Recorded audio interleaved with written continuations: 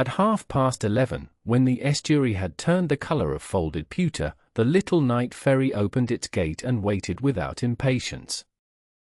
At 11:30, when the estuary had turned the color of folded pewter, the little night ferry opened its gate and waited without impatience. It was called the Alder, though no alder trees grew near the landing, and nobody now remembered whether the name referred to a person, a place, or simply a pleasing word painted on a hull. The letters were cream, the hull was dark green, and a narrow line of rust beneath the anchor looked almost decorative in the amber harbor light. Beyond the gate, the vehicle deck was empty except for a blue delivery van, a bicycle with a wicker basket, and 3 patient gulls that had misunderstood the arrangements. The gulls stood in a row near the painted number 4, facing inland as if they intended to buy tickets. No one troubled them. On this crossing there was room enough for several small misunderstandings. The Alder crossed the estuary every night at midnight, then again at 2 and 4, following a route that took 28 minutes in mild weather and a little longer when the tide preferred its own timetable. By day, cars filled the deck in neat lanes. Families leaned at the rails, lorries sighed on their brakes, and dogs discovered the wind with great enthusiasm. At night the ferry became another kind of place. Its electric lamps shone softly over broad areas of nothing in particular. Its benches waited beneath windows darkened by reflection. Its engines held a steady note somewhere below, not loud enough to demand attention but too dependable to disappear completely. The whole vessel seemed to be humming to itself while it performed a useful task for a very small audience. Arthur Bell, the night steward, stood beside the ticket kiosk with a clipboard tucked under one arm. He wore a navy pullover, black trousers, and shoes that made a polite rubber sound on the deck. At 63, he had worked on the river for 31 years and had become familiar with nearly every way in which a quiet night could remain quiet. He knew the loose pane in the aft lounge, the cupboard that smelled faintly of oranges, the clock above the stairwell that gained 40 seconds each week, and the exact shelf where the tea tasted best, although he admitted that the last item was difficult to prove scientifically.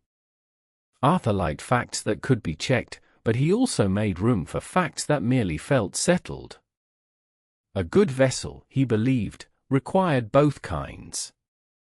He looked down the boarding ramp at the terminal building. Its waiting room contained 6 molded chairs, a vending machine, a rubber plant, and a wall map showing the river in a blue so cheerful it bore little resemblance to the water outside. The duty clerk sat behind a glass panel reading a magazine about model railways. Now and then he turned a page. Each turn produced a faint dry whisper, perfectly audible in the empty room and completely lost beyond its walls. Over the entrance, a digital sign announced midnight Alder service, on time. It had made the same announcement for 40 minutes and appeared pleased to have found a statement it could stand behind. At 11:37, the owner of the bicycle arrived. Her name was Mara, and she worked at the bakery on the eastern shore. The wicker basket held an empty flour sack, a clean apron folded into a square, and a paper packet containing 2 currant buns. She handed Arthur a monthly pass softened at the edges from long use. He examined it with ceremonial care, though he knew its pale yellow corner as well as he knew his own locker key. Mara took the bicycle to the forward rail and secured it with the canvas strap provided for that purpose. The buckle clicked once. Then she went upstairs to the passenger lounge, where she always chose the 3rd seat from the door because the heater reached it gently without making the air too dry. The van belonged to a pharmacy wholesaler and contained 4 sealed boxes of ordinary things, cotton dressings, jars of unscented cream, packets of wooden tongue depressors, and enough small paper bags to supply the Eastern chemist until Thursday. Its driver, Mr. Vale, had already parked, folded in both wing mirrors, and placed a woolen cap over his eyes. He could sleep anywhere except in a bed, which he considered an inconvenient talent but had learned to use.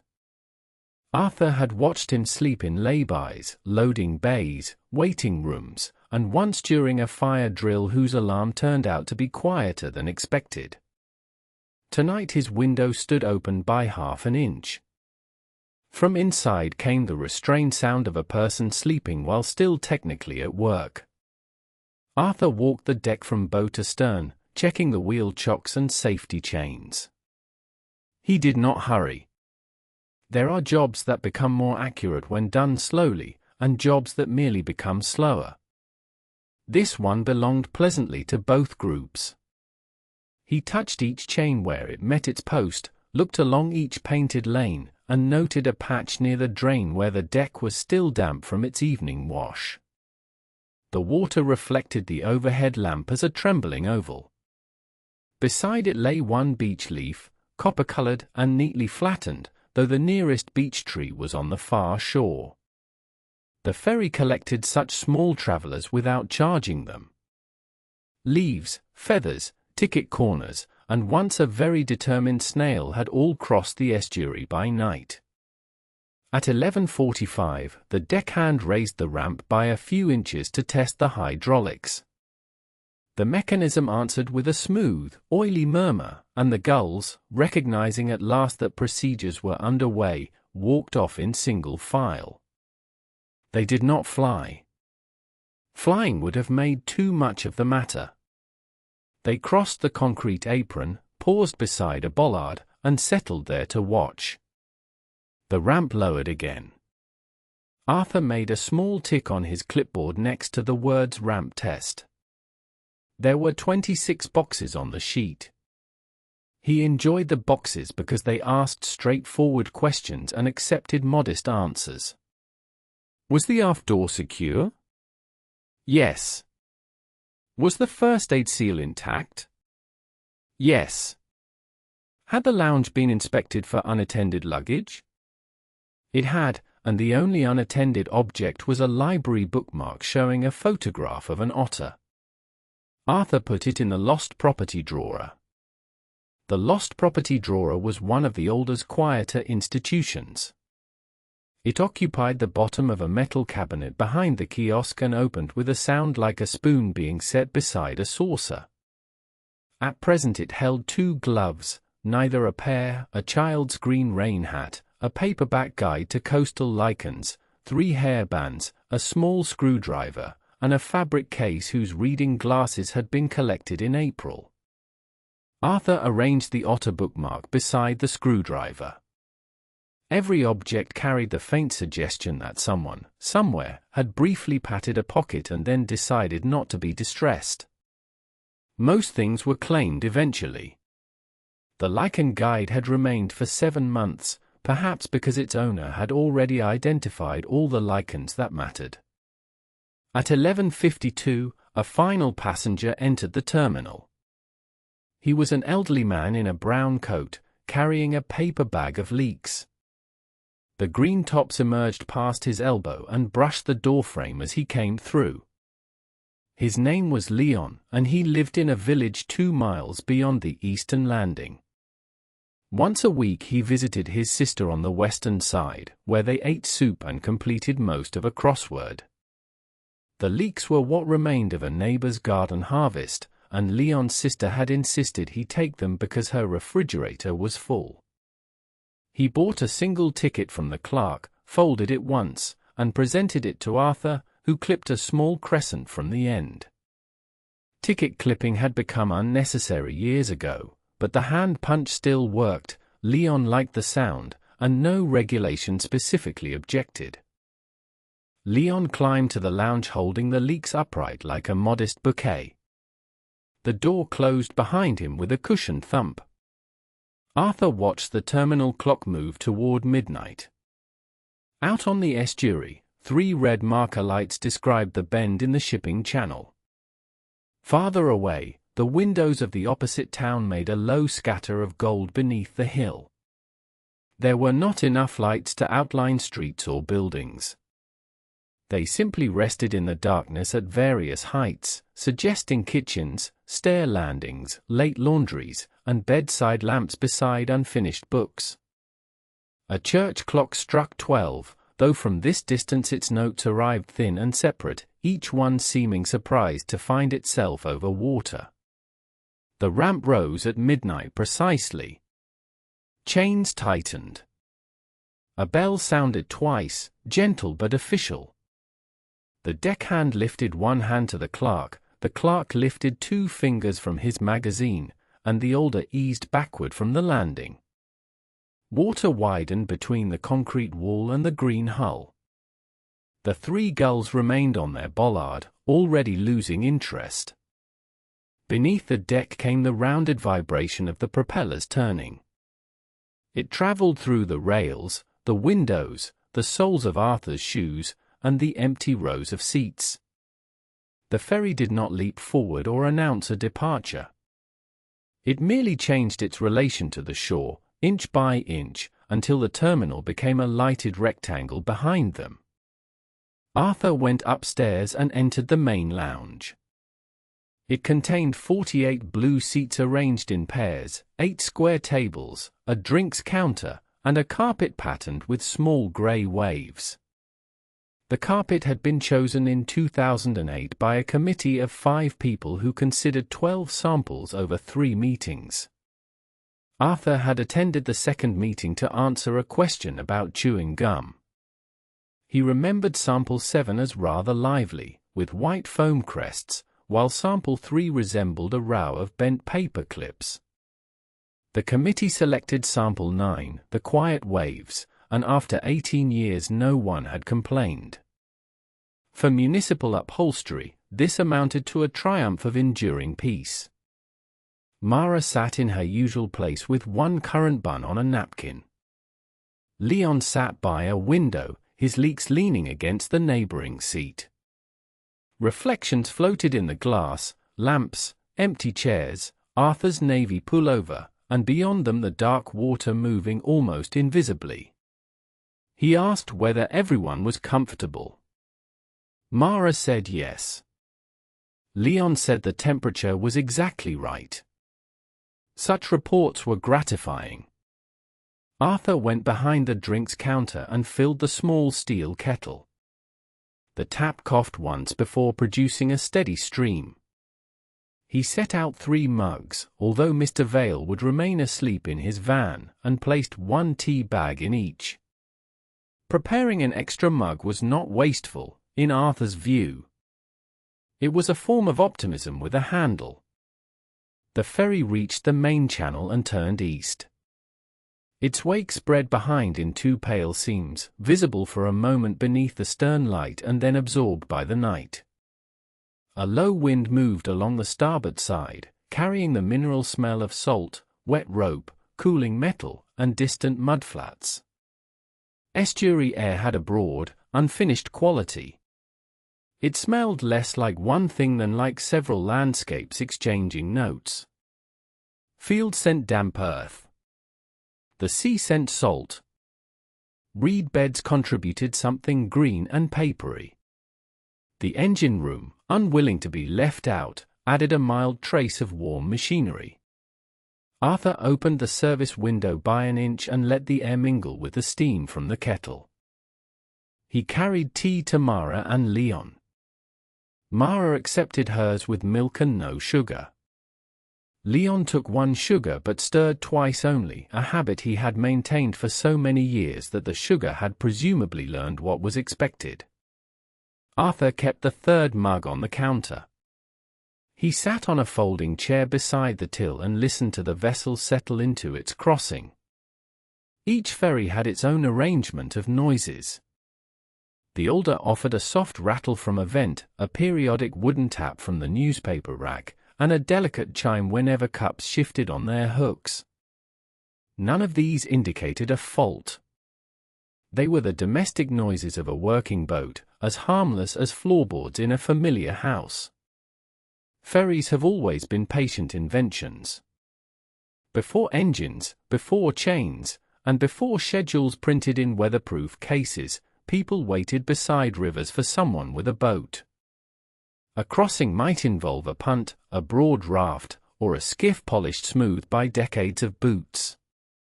The ferryman learned the current not as a diagram but as pressure in the pole and pull in the arms. He knew where water curled behind a stone, where reeds concealed a shallow shelf, and how a flock of sheep would rearrange itself at the first wobble. Payment might be a coin, an egg, or an agreement remembered until market day. The transaction was simple. Here was one bank, there was another, and between them lay enough water to make assistance sensible. The older's assistance came with radar, radio, 2 diesel-electric drives, and a framed certificate stating the maximum number of passengers. Yet the essential activity had not changed much. A few people stood on one side of the water. Later, through steady and rather impressive inconvenience, they stood on the other. Arthur found this continuity reassuring. Bridges might carry thousands without pause, tunnels might vanish beneath rivers, but a ferry made the crossing visible. It allowed time to notice the distance. Even passengers who stared at their phones were briefly held within the old geography of banks and tides, though they might use the interval to compare the prices of garden hoses. Geography did not mind. It had waited through stranger distractions. Outside, a channel buoy passed on the port side. It was painted red and carried a lamp that brightened, faded, then brightened again. The rhythm was listed on maritime charts as fluid R.5s, meaning one red flash every 5 seconds. Arthur knew this because the captain had explained it to him during a particularly empty February crossing. Boys possessed concise vocabularies. They spoke through color, shape, number, and intervals of light. A green cone said one thing, a red can another. A yellow cross offered special information, often about cables or swimming areas. Their language had no adjectives and very few opportunities for gossip. Nevertheless, it guided vessels faithfully through the dark. Leon unwrapped a peppermint and placed the silver paper on the table beside his ticket. He asked Arthur whether the tide was going out. Arthur looked through the window at the buoy, then at the faint slant of wake along a mooring post they had passed. He said it was nearly slack, with the ebb due to begin after 1. Leon nodded, satisfied by information he could not use. There is a special comfort in knowing what water intends to do when one has no plan to interfere with it. He returned the peppermint wrapper to his coat pocket, where Arthur suspected a small archive of similar wrappers might already exist. Mara finished her bun and folded the napkin into a rectangle. She had started work at 3 that afternoon, shaping loaves for the evening bake, and her hand still carried a trace of flour in the fine lines around her nails. She described the bakery after closing, the cooling racks ticking softly, the tiled floor damp from mopping, and the sourdough starter resting in its lidded tub. A bakery never became entirely still. Yeast continued its quiet arithmetic through the night, dividing bubbles, lifting dough, making tomorrow's bread in increments too small to observe. Even the empty ovens released their heat slowly into the brick walls. At dawn, Mara said, the building always smelled warmer than the street. Arthur liked hearing about workplaces after their public hours. Shops, depots, schools, and offices all had nocturnal lives composed mostly of refrigeration, clocks, settling shelves, and lights left above exit signs. The ferry belonged to that hidden shift. By day it was transport, at night it was a moving room where 3 people drank tea while a 4th slept beside boxes of cotton dressings. This was not an adventure in the traditional sense, but Arthur considered traditional adventure badly overrated. It was forever misplacing maps, alarming horses, and requiring someone to run. The night crossing required only that the engines continue at their measured pace and that nobody leave a leak where it might roll. He took a cloth from beneath the counter and wiped 3 crumbs from Mara's table. The crumbs were golden, with tiny dark flecks of currant. He brushed them into his palm and tipped them into the bin. Then he straightened the sugar bowl, checked the date on a row of oat biscuits, and turned the handles of the clean mugs in the same direction. This last action had no official purpose. Cups did not pour more safely because their handles faced east. Yet order on a small scale had its own soft appeal.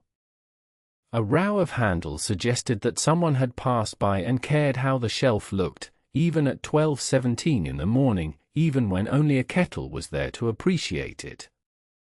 The older moved beyond the town lights into the widest part of the estuary. Here the water had room to appear almost motionless. The opposite bank was a dim horizontal line, and above it lay a sky the color of charcoal rubbed with blue. Clouds covered the stars but not completely. Now and then a faint point appeared through the thinner layers and then withdrew. The captain reduced speed slightly to allow a coastal freighter to pass ahead. Its navigation lights moved from left to right with stately slowness, 1 white, 1 green, and 2 high on the mast. The ship itself remained invisible, leaving the impression that a small, well-organized constellation had decided to travel toward the sea. For 4 minutes the ferry maintained its reduced pace. No one objected. Timetables on the night service allowed a margin for tides, freighters, weather, and other facts with more authority than ink. Arthur stood by the forward window and felt the altered vibration under his feet. The engine note had lowered half a step. He imagined a musical score written entirely for ferry machinery, a bass drone from the drives, percussion from a loose teaspoon, a soft wind passage along the rails. It would be a long composition and would not sell many tickets, but perhaps that was fitting. Music for waiting need not be ambitious. It only had to leave enough room around itself. The freighter cleared the channel. The older resumed speed, and the green light drifted astern. Arthur made another round. In the small aft lounge, all 16 seats were empty. A notice asked passengers not to place feet on the upholstery, and the upholstery, currently free of both feet and passengers, looked dignified. On one table lay the evening newspaper, folded to the weather page. The forecast promised mist toward morning, light westerly winds, an occasional drizzle on higher ground. The language of forecasts was nicely economical. It did not speculate how the drizzle might feel about higher ground or whether the mist had chosen morning for convenience. It simply placed these things in time and space and trusted people to bring suitable coats. Arthur folded the newspaper along its original crease and returned it to the rack. He checked the washroom, where the tap was dry and the mirror reflected an immaculate square of ceiling. The soap dispenser was 3/4 full. A faint scent of pine cleaner lingered over the sharper smell of metal fittings. He pressed the pedal of the waste bin to ensure it opened. It did. He released it and the lid closed with a small, decisive click. Many parts of a ferry spent their lives waiting to perform one modest movement.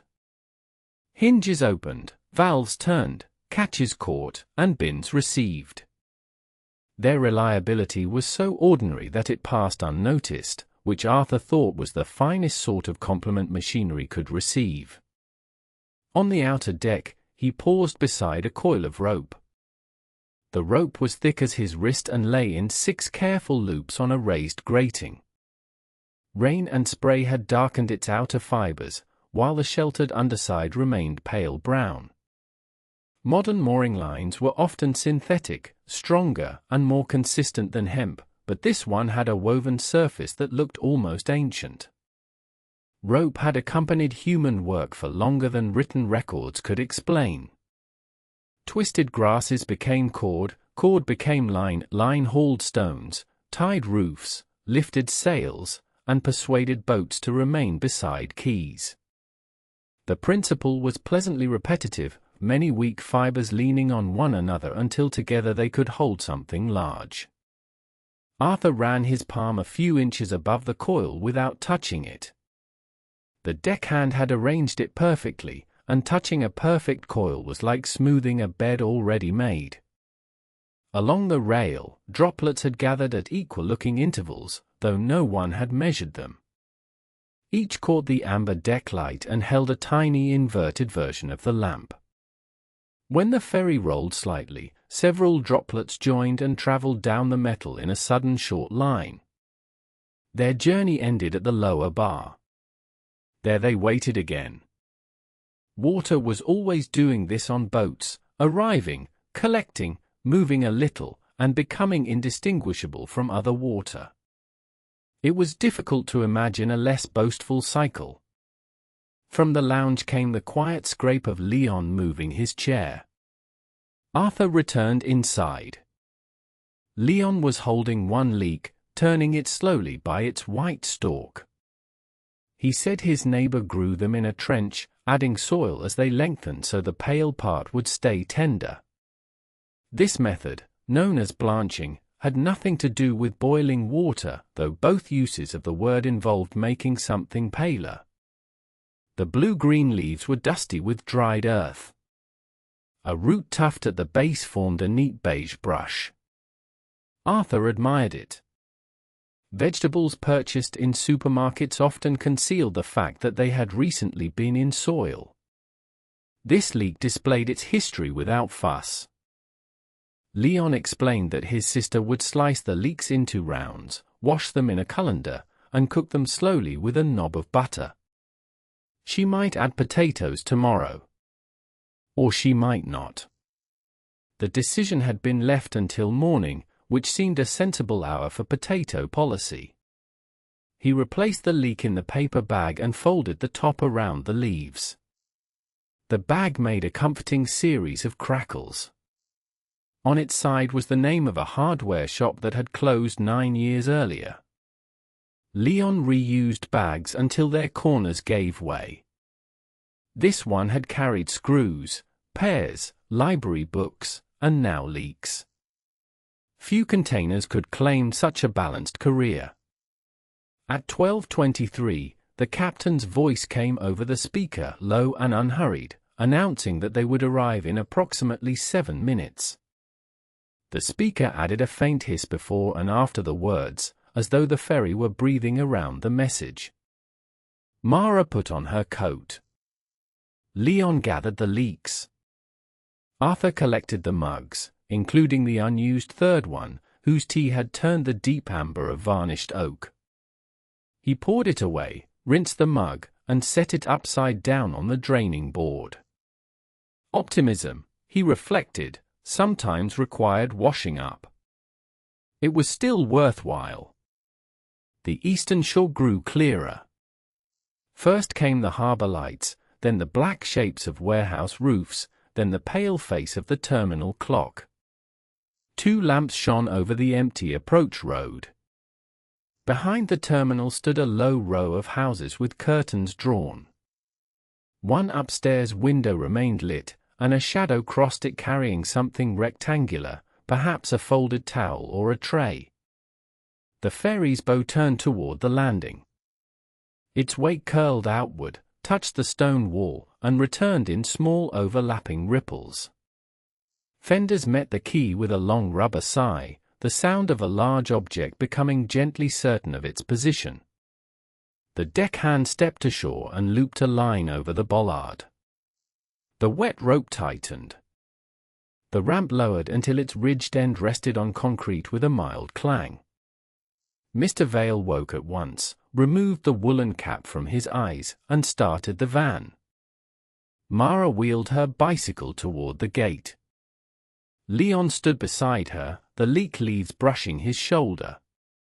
Arthur wished them a good night. Mara said she would be back on Friday. Leon said the same, though his return depended on whether the crossword had been finished. The blue van rolled off first, carrying dressings, cream, tongue depressors, and paper bags into the sleeping villages. Then the bicycle crossed the ramp, followed by Leon and his vegetables. For a minute the vehicle deck was completely empty.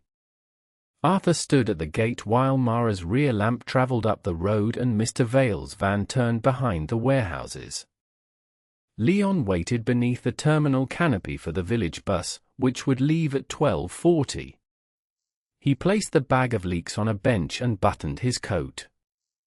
The terminal clerk on this side sat behind another glass panel, filling in a puzzle book with a blue pen. From across the apron came the dry tap of the pen against the counter. It was a small sound, but the open deck seemed to make room for it. The older would remain at the eastern landing for 50 minutes before the 2 o'clock return. This pause was part of the route, just as crossing was. Arthur liked the pause. A vessel tied to a quay was neither fully at work nor entirely at rest. Its engines remained warm, its lights stayed on, and its crew attended to the minor housekeeping that movement postponed. The captain entered figures in the log. The deckhand checked fuel readings and wiped salt from the inside of a window. Arthur collected 2 ticket stubs, inspected the seats, and carried a small bag of rubbish to the terminal bin. Nothing required haste because haste had no useful place to go. In the staff room, he filled the kettle again. The room measured perhaps 10 feet by 8 and contained a table, for mismatched chairs, lockers, a microwave, and a notice board crowded with schedules. Someone had pinned up a postcard of a sunny beach. The beach was so bright and empty that it looked less restful than the ferry. Arthur opened his lunch tin. Inside were a cheese sandwich, an apple, and 4 square crackers wrapped in waxed paper. His wife had added a note reading "Remember the apple," because on 3 previous nights he had returned home with it untouched. He placed the apple prominently beside his mug. A reminder, to be effective, should be granted good lighting. The captain joined him with a bowl of soup. Her name was Priya Sen, and she had commanded the older for 8 years. She described the current as negligible and the visibility as 12 miles, decreasing. Arthur reported 3 passengers, 1 bicycle, 1 van, and no irregularities. Priya said that was how she liked her irregularities. They ate without needing to continue the conversation. The refrigerator clicked off. The microwave displayed midnight in green figures. From beyond the wall came the distant knock of the mooring line against its fair lead. Staff rooms throughout the world shared this sort of restful plainness. They were places where uniforms loosened by 1 button and nobody expected the furniture to be interesting. Arthur ate the cheese sandwich in small, even bites. It had been made with brown bread and a thin layer of mustard. The crusts were soft from the tin. He drank tea and looked at the notice board, although he had read every notice before. One announced revised laundry collection times. Another requested that personal food be labeled. A third showed the correct procedure for reporting a damaged chair. The chair pictured in the diagram had lost 1 caster but remained admirably composed. Administrative drawings rarely showed panic. Whether illustrating a spill, a blocked exit, or the use of a fire blanket, their little figures maintained excellent posture. Arthur found them quietly encouraging. He remembered the apple and ate it. It was crisp, cool, and mildly sharp, with a patch of russet near the stem. The sound of each bite seemed larger inside the small room. Apples had traveled on ferries for centuries, packed in barrels or baskets because they kept well and asked little attention. Sailors stored them in cool holds. Market boats carried them down rivers. Orchard workers sorted them by size on wooden tables, setting bruised fruit aside for cider. Even now, beneath barcodes and waxed skins, an apple remained a remarkably practical object, portable, wrapped by nature, and supplied with a handle that was slightly too short to be genuinely useful. At 1:10, Arthur returned to the passenger lounge and dimmed half the ceiling lights. The ferry was empty, but lighting followed the night schedule regardless. Pools of warm illumination remained above the tables while the owl settled into softer shadow. He adjusted a blind that had twisted on its cord. He refilled the napkin holder, counted the biscuits, and wrote the number 17 on the stock sheet. There had been 19 at the beginning of the shift. 2 had been sold on the 10 o'clock crossing to a nurse traveling home. Biscuit accounting was among the smallest branches of mathematics, but it maintained the same dignity as larger calculations. 19 minus 2 was 17, whether applied to oat biscuits or distant moons. In the kiosk, he counted a tray of coins. They lay in compartments lined with green felt: pounds, 50-pence pieces, 20s, 10s, 5s, 2s, and pennies. Their edges differed. Some were milled, some smooth, some broken into little alternating sections that could be recognized by touch. Coins had once crossed ferries as direct payment to the boatman, warm from pockets and occasionally damp from rain. Now most passengers tapped cards against a reader, producing a single approving beep. Arthur liked the speed of the reader, but he liked the weight of coins too. A coin was definite. It landed in the hand and stayed there until moved, which was more than could be said for many modern arrangements. He stacked the pound coins in groups of 5. Each stack made a short silver column. Beyond the kiosk window, mist began to gather above the water. It did not descend dramatically. It appeared first as a slight reduction in the sharpness of the far lamps. Then the warehouse roof softened at their edges. The harbor entrance light grew a pale halo, and the opposite bank disappeared without any visible moment of departure. Mist was skilled at removing distance while leaving nearby objects untouched. The coil of rope remained a coil of rope. The bollard remained black and wet.